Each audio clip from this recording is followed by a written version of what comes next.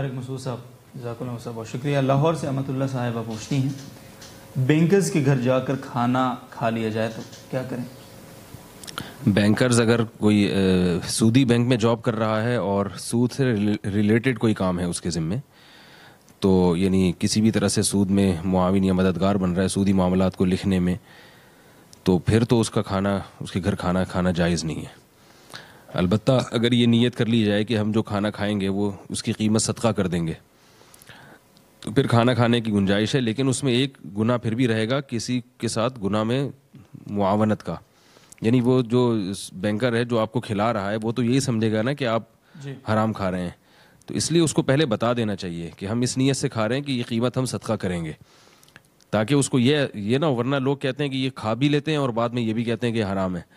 تو اس کو بتایا جائے کہ یہ حرام ہے، ہم آپ کی دعوت قبول کر رہے ہیں، یہ ہے حرام، تو ہم اتنے پیسے صدقہ کریں گے، تاکہ اس کو اس کے دل میں بھی گناہ کی برائی پیدا ہو. ٹھیک ہے، ایسا نہ ہو کہ وہ بتائیں رکیں بولے صاحب آپ جائیں نہ کھائیں. ایک دفعہ بتا دیا جائے کہ ہم جب بھی کھائیں گے نا تو بس پیسے دے دیں گے، یہ ذہن میں رکھیں، ایک دفعہ بتانا کافی ہے. بہت بہت شکریہ صاحب. لیاقت چھیپا صاحب کچھ اور کہنا چاہ رہے ہیں؟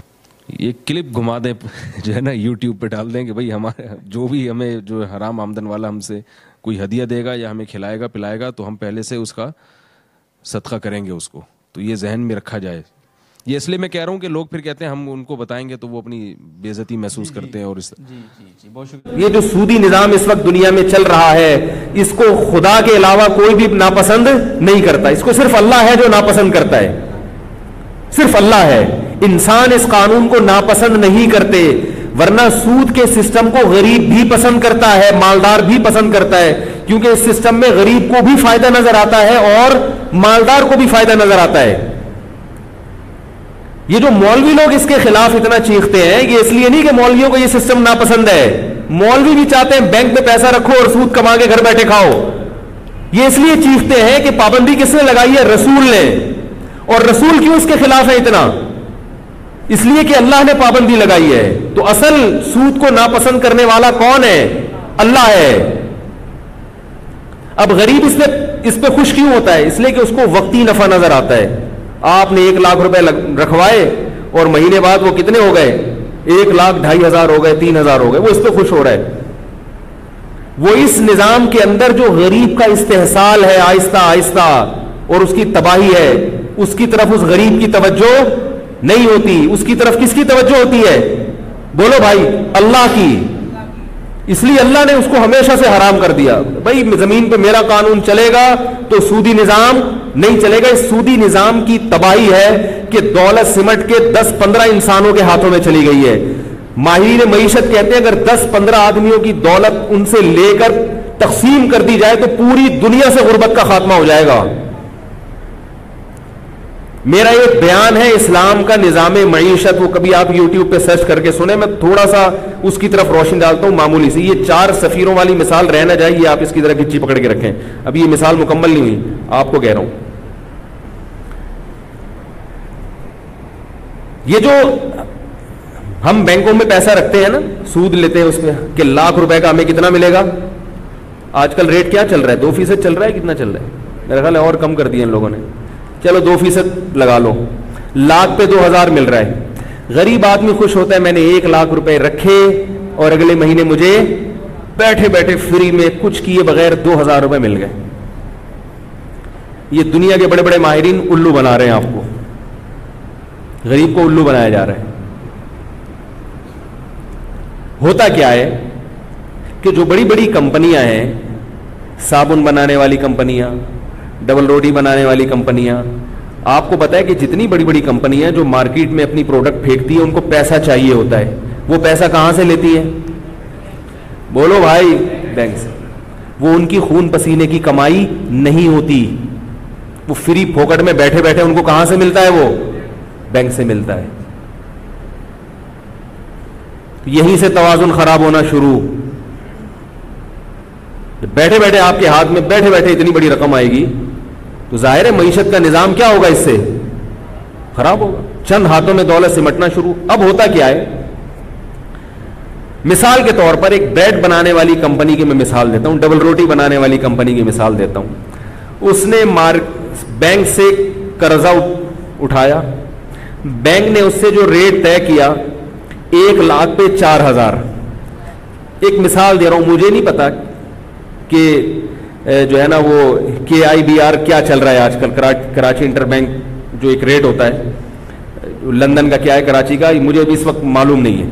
फर्ज कर ले कि 1 लाख पे 4,000 जो है ना बैंक ने उस ताजिर उन कंपनी से क्या लिया, प्रॉफिट लिया, क्योंकि 1 लाख पे 2,000 बैंक को किसको देना है, गरीब को देना है ना।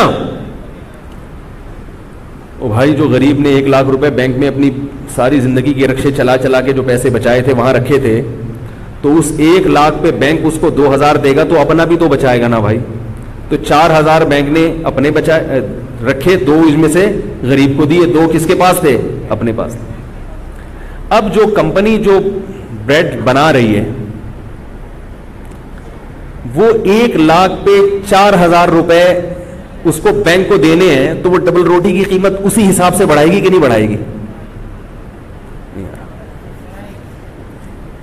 है भाई, क्योंकि वो उसके प्रॉफिट में, बोलो भाई, नहीं है, उसको पता है ये तो मैंने बैंक को देने हैं। तो ब्रेड की जो कीमत है मार्केट में वो खुद ब खुद 4% बढ़ जाएगी। गरीब आदमी उसने 1 लाख रुपए निकलवा के 2,000 जो प्रॉफिट लिया, जब वो इस 1 लाख से डबल रोटियां खरीदेगा तो वो 2,000 इजाफी उस महंगाई में देगा कि नहीं देगा? बोलो भाई, तो वो घूम के कहां चला गया, दोबारा बैंकों के जेब में चला गया कि नहीं चला गया? ये सूदी निजाम अगर ना होता तो चीजों की कीमतें इतनी तेजी से ऊपर ना चढ़ती। शरीयत ने इसके खिलाफ जो निजाम दिया है वो मुजारबा और शिरकत का निजाम दिया है। अब शिरकत के निजाम में क्या होता है, वो जो इस्लाम ने दिया, जो अल्लाह ने दिया, ये मोहम्मद सल्लल्लाहु अलैहि वसल्लम ने नहीं दिया, ये मौलवियों ने नहीं दिया, ये निजाम किसने दिया है? इस कायनात को बनाने वाले ने, मोहम्मद सल्लल्लाहु अलैहि वसल्लम ने सिर्फ उस पैगाम को पहुंचाया है, बनाया नहीं है। मोहम्मद सल्लल्लाहु अलैहि वसल्लम तो लिखना पढ़ना नहीं जानते थे, वो कैसे कैसा कानून बना सकते थे? अल्लाह का जो कानून है वो क्या है? शिरकत में नफा और नुकसान में परसेंटेज के हिसाब से आपको शरीक होना पड़ेगा। क्या मतलब? अब यही अगर शिरकत का निजाम होता, गरीब आदमी बैंक को 1 लाख रुपए देता और बैंक से कहता आपको जितना प्रॉफिट होगा उसमें से 2% मुझे चाहिए। एक 2% की मिसाल दे रहा हूं मैं। वैसे तो इन्वेस्टर का जो रेशो है वो ज्यादा होता है, आमतौर पे 70% होता है इन्वेस्टर, और 30% वो लेता है जो अमल करता है। 1 लाख पे मुझे कितना चाहिए?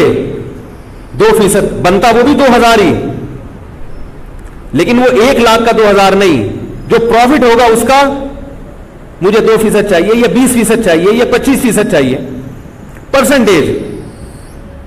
बैंक ये पैसे किसको देता? कंपनियों को। कंपनियों से, डबल रोटी वाली कंपनी से कहता है कि आपका जो प्रॉफिट होगा उस प्रॉफिट में से मुझे 4% चाहिए। नहीं यार, ये बात बहुत टेक्निकल बात है, इसको समझें। प्रॉफिट में से मुझे कितना चाहिए? मुझे 2,000 4,000 नहीं चाहिए। मुझे इससे गरज नहीं है कि मैं आपको दे कितने रहा हूं, मुझे इससे गरज है कि मेरे पैसों से आप कमाते कितना हो। हम जो आपको 1 करोड़ का कर्जा दे रहे हैं, उस 1 करोड़ पे आप जितने कमाओगे उसमें से 4% हमारे और 96% तुम्हारे। नहीं यारी बात। अब क्या हुआ है कि जो डबल रोटी बनाने वाली कंपनी है उसने डबल रोटी के रेट बढ़ा दिए, तो खुद ब खुद उस कंपनी का प्रॉफिट बढ़ेगा और 4% खुद ब खुद बढ़ जाएगा। बैंक का नफा खुद ब खुद बढ़ेगा, और बैंक का नफा बढ़ेगा तो बैंक को जिसने कर्जा दिया है उसका नफा खुद ब खुद। तो आप जितनी मर्जी कीमतें बढ़ा लें मार्केट में, उन कीमतें बढ़ने से वो प्रोडक्ट की जैसे कीमत में इजाफा होगा तो आवाम को भी उसकी हिसाब से नफा मिलना शुरू हो जाएगा। सूदी निजाम में आप रकम देके भूल जाते हो, आप नहीं देखते कि मेरे इस पैसे से कौन कितना कितना कमा रहा है। आपको 2 निवाले 2 चवन्नी अठन्नियां पकड़ा के बैंक खुश हो जाते हैं, आपको मुतमईन कर देते हैं, मजे करो। और बैंकर्स क्या करते हैं? वो कुछ भी नहीं कर रहे, वो सिर्फ इधर से पैसा उठाया, उधर दिया, उधर से इतने लिए, उधर से इतने दिए, और बैठ के नोट गिनते हैं बैठ के। वो किसी किस्म का रिस्क लेने के लिए तैयार नहीं होते। یہ غیر فطری نظام ہے دولت کی ریل پیل کا. قرآن نے زکوٰۃ کا اور صدقہ فطر کا اور مال غنیمت کی تقسیم کا جو فلسفہ بیان کیا, کئی لا یکون دولتم بین الاغنیاء منکم, اللہ چاہتے ہیں کہ دولت چند ہاتھوں میں سمٹ کے نہ رہ جائے. تو جیسے صدقات و خیرات سے دولت تقسیم ہوتی ہے, ابھی قربانی ہوئی نا, کتنی تقسیم ہوئی ہے دولت, 1 ارب روپے کا کاروبار ہوا ہے صرف کراچی میں. تو اس کاروبار سے غریبوں کے چولہے جلے کہ نہیں جلے ہیں؟ دولت مندوں کی جیب سے پیسہ نکل کے گیا ہے اور غریبوں کی جو بھینسیں گائے پالنے والے لوگ ہیں ان کی جیبوں میں گیا ہے. اور گوشت کتنا تقسیم ہوا غربا اور مساکین میں.